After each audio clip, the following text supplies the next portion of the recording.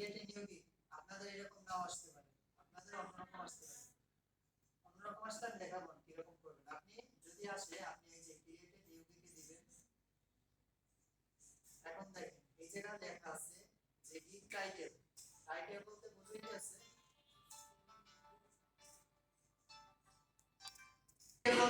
আছে এই যে একটা গিগ আমি ওপেন করার পর এই জায়গা যে টাইটেলটা শো করতেছে না, এইটার বলে গিগ টাইটেল। তাহলে আমার একটা গিগ টাইটেল দেয়া লাগবে।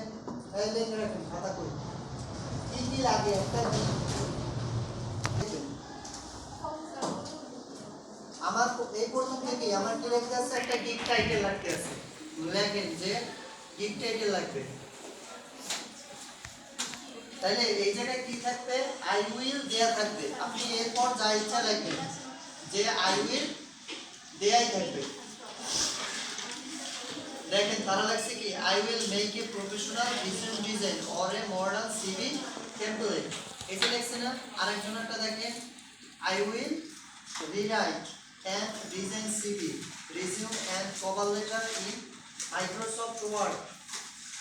আপনি দুই তিন জনেরটা দেখবেন। এই দেখেন I will design eye catchy and unique infographic resume. এখন